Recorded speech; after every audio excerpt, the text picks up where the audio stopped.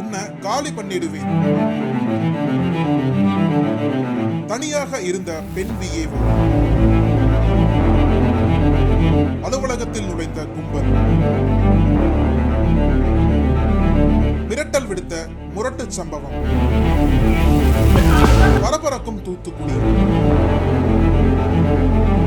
தூத்துக்குடி மாவட்டம் சாத்தான்குளம் அருகே உள்ளது நெடுங்குளம் கிராமம். இந்த கிராமத்தில் உள்ள விஏஓ அலுவலகத்தில் கடந்த சில தினங்களுக்கு முன்பு பெண் விஏஓ ஒருவர் பணியில் இருந்துள்ளார். அப்போது அதே பகுதியைச் சேர்ந்த இயேசுவடியான் என்பவரின் மகன் அருள் ஜான்சன் விஏஓ அலுவலகத்திற்கு வந்துள்ளார். அவருக்கும் அந்த அலுவலகத்தில் பணிபுரியும் பெண் விஏஓவிற்கும் கடந்த சில வாரங்களாகவே பிரச்சனை இருந்து வந்ததாக சொல்லப்படுகிறது. இந்த பிரச்சனை மணல் குவாரி தொடர்பாகவே ஏற்பட்டதாகவும் கூறப்படுகிறது. இந்நிலையில் விஏஓ அலுவலகத்திற்கு வந்த அருள் ஜான்சன் தனியாக இருந்த பெண் விஏஓவை திட்டியதாகவும் அவருக்கு பகிரங்கமாக கொலை மிரட்டல் விடுத்ததாகவும் கூறப்படுகிறது. ஆனால் அருள் ஜான்சன் அரசு அலுவலகத்தின் உள்ளே நுழைந்து மிரட்டிய போதும் அவரிடம் எந்தவிதமான வாக்குவாதமும் செய்யாமல் பெண் விஏஓ தனது பணியை மட்டும் செய்து வந்துள்ளார். அப்போது அருகே இருந்த நபர் ஒருவர் அருள் ஜான்சன் மிரட்டல் விடுவதை தனது செல்போனில் வீடியோ எடுத்துள்ளார். அப்போது இதனை பார்த்த ஜான்சன், நீ தாராளமா வீடியோ எடுத்துக்க, போட்டோ எடுத்துக்க, ஆனால் என்ன ஒன்னும் பண்ண முடியாது என கூறியபடி அங்கிருந்து சென்றுள்ளார். ஆனால் இது தொடர்பாக பெண் விஏஓ புகார் எதுவும் கொடுக்கப்படவில்லை என சொல்லப்படுகிறது. ஆனால் அருள் ஜான்சன் மிரட்டுவதை வீடியோ எடுத்த நபர் அதனை சமூக வலைதளங்களில் பதிவிட்டுள்ளார். இந்த வீடியோ சமூக வலைதளங்களில் அதிகமாக பகிரப்பட்டுள்ளது.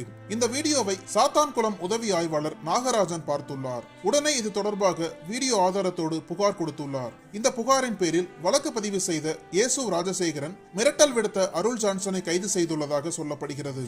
ஏற்கனவே தூத்துக்குடி மாவட்டத்தின் வல்லநாடு பகுதியில் கிராம நிர்வாக அலுவலராக லூர்து பிரான்சிஸ் பணியாற்றி வந்தார். அப்போது அவருக்கும் இது போன்ற கொலை மிரட்டல் இருந்து வந்தது. பின்னர் அலுவலகத்தில் பணியில் இருந்த அவரை அங்கு வந்த மர்ம கும்பல் சரமாரியாக வெட்டி விட்டு தப்பிச் சென்றனர். அதன் பின்னர் விஏஓ லூர்து பிரான்சிஸை மருத்துவமனைக்கு கொண்டு சென்றனர். அங்கு அவர் சிகிச்சை பலனின்றி உயிரிழந்தார். இதனையடுத்து இந்த கொலை தொடர்பாக போலீசார் தீவிர விசாரணை நடத்தி வந்தனர். அப்போது முதற்கட்ட விசாரணையில் மணல் கடத்தல் அல்லது மணல் அல்ல அனுமதி அளிப்பது தொடர்பாக இச்சம்பவம் நடந்திருக்கலாம் என கூறப்பட்டது. இது தொடர்பாக லூர்து பிரான்சிஸை வெட்டியவர் என ராமசுப்ரமணியன் என்பவர் கைது செய்யப்பட்டார். அவரிடம் விசாரித்த போது மாரிமுத்துவுக்கும் இந்த கொலையில் தொடர்பு இருப்பது தெரிய வந்தது. அதன் பின்னர் குற்றவாளிகளை கைது செய்தனர். இந்த சம்பவம் தூத்துக்குடி மாவட்டத்தை மட்டுமல்லாது தமிழகத்தையே உலுக்கியது. இந்நிலையில் அதே தூத்துக்குடி மாவட்டத்தில் பெண் விஏஓ ஒருவருக்கு அதே பாணியில் விஏஓ அலுவலகத்திற்குள்ளேயே நுழைந்து மிரட்டல் விடுத்திருப்பது பெரும் பரபரப்பை உண்டு செய்துள்ளது. இது குறித்து சமூக ஆர்வலர்கள் கூறும்போது, அரசு ஏற்கனவே மணல் குவாரி தொடர்பாக இதே தூத்துக்குடி மாவட்டத்தில் விஏஓ படுகொலை செய்யப்பட்டிருக்கும் நிலையில் மறுபடியும் மற்றொரு விஏஓ பணியில் இருக்கும் போதே மிரட்டப்படுகிறார் என்றால் கொலைக்காரர்களுக்கு தண்டனை மீது பயமில்லை என்பதையே காட்டுகிறது என கூறுகின்றனர். இதனால் இதுபோன்ற செயல்களில் ஈடுபடுபவர்களை உடனடியாக தண்டிக்க வேண்டும் எனவும் தண்டனைகள் கடுமையாக்கப்பட வேண்டும் என்றும் கூறுகின்றனர். தெரியல, நாயோட வந்திருக்கான்.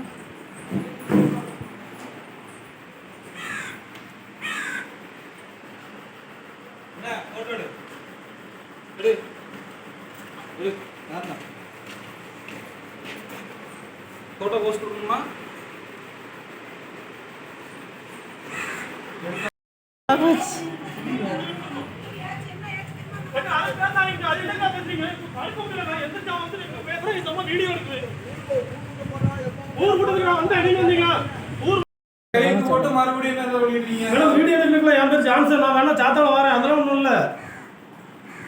ஊரா ஆடிட்டு இருக்கீங்க, அதுக்கு ஒரு வழியில வீடியோ எடுத்து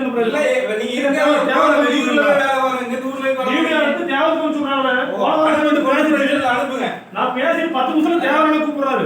இல்ல அனுப்பிட்டு ஜான்சா வீடு கட்டி விடு, நாங்க இருக்கோம், எங்களுக்கு எந்த தொந்தரவும் இல்ல.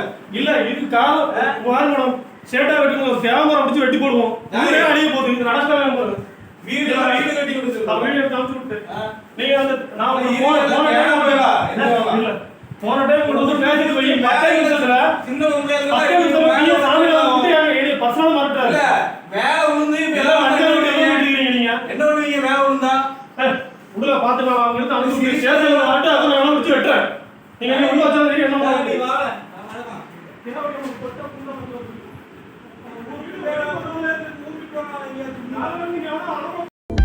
அனல் பறக்கும் செய்திகளை அப்டேட் செய்து கொள்ள நக்கீரன் களத்தை இப்பவே சப்ஸ்கிரைப் பண்ணுங்க.